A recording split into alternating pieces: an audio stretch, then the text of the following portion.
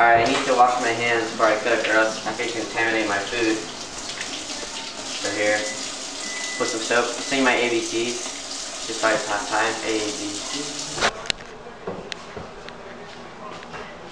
We need to make sure we oil our pan before we cook it. We don't want our bacon and eggs sticking in here. So just a little bit of use a paper towel to wipe the oil around. And now our pan is kind of oiled.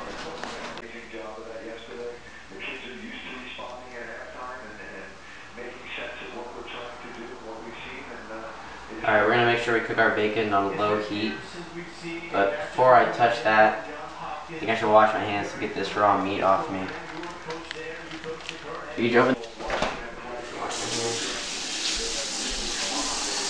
bacon germs we contaminate, make us sick. We don't want that. It's a nice day out and we want to be throwing up. Yeah. Here. Alright, we're adding 5 eggs to the recipe.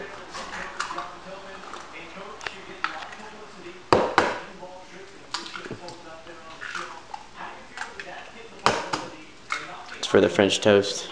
To dip it in. Yeah. Dip in French toast. It's a lot of eggs. Alright, what we're gonna do is we're gonna take these breads and we're gonna dip them in these eggs. And then we're gonna put them on this skillet. Right, Dooley? Yeah, right now I'm beating the eggs.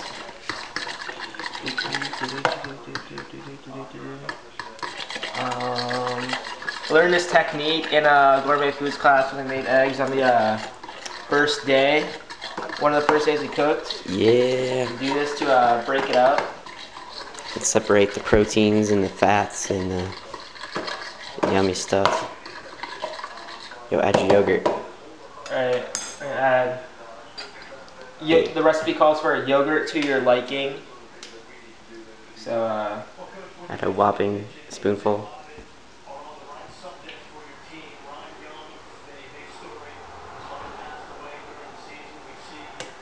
Whoa, chill.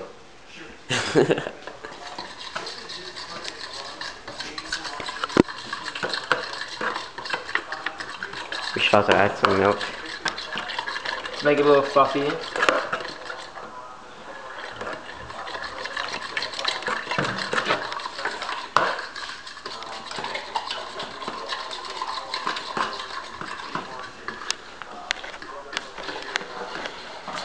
We got the bacon over here cooking on low heat. Slowly sizzling so it doesn't pop and make a huge mess. Also, when you cook it on low heat, it doesn't wrinkle as much. I think it's time to flip that. Alright, for this special family recipe, what we do is we take these bread, we dip them in the French toast stuff, then we cook them. And then after we're cooking them, after they're hot, like when we flip them the first time, we're gonna take this chocolate chips, we're gonna have them melted in the microwave. We're gonna spread that on one of them. So it's gonna be chocolate, and then we're gonna take this peanut butter, and we're gonna spread it on the other. So then afterwards, we'll make basically a peanut butter chocolate French toast sandwich. Pour syrup and butter all over it, and it'll be delicious. And see, we got the bacon here. Cooking on low heat, it's been in there from soaking to bread into eggs and yogurt mixture. It also has a little vanilla, a little touch of cinnamon in it, and putting it on here on the skillet. We're gonna do about 4 at a time. The bacon's done, and we're about to start cooking the scrambled eggs too. For the scrambled eggs, all we did was we put 5 eggs and a touch of milk into here, and we beat it up to create a good mixture. And we're about to cook that in a little bacon grease for some extra flavor. Ready? Yeah. Okay, the eggs are almost done here. We scrambled them in bacon grease, a little milk in there. Let's see. We're cooking French toast too. We're about to. Yeah, I'm about to. Alright, here is where the magic happens. We have our French toast. Our French toast is basically done, so it's time to start putting on our melted chocolate, which we did in the microwave. Put a little bit on here.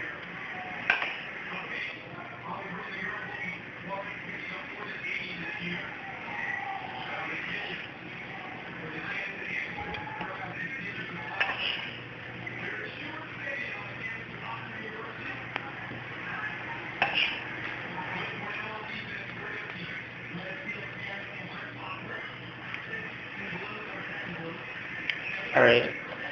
Alright, there's the chocolate. Now it's time for the peanut butter.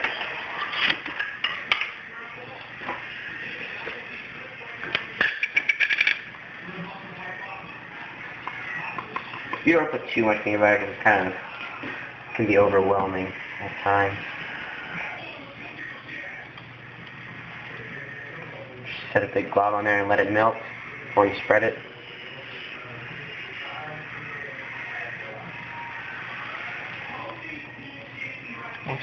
What's one thing you've learned, Connor? What's one thing you've learned from making this recipe? One thing I've learned is you need to be careful with the chocolate because sometimes, like when I've done this in the past, like I've missed and gotten chocolate on a pan and then it burns, and you want to keep cooking your French toast, but it kind of smells nasty because it's burning chocolate, and it's also a pain to clean up. Also, I learned that peanut butter is good on anything. And bacon grease makes everything taste better too. So I think that's those are two important things. Alright, what about the eggs? The bacon grease makes them delicious.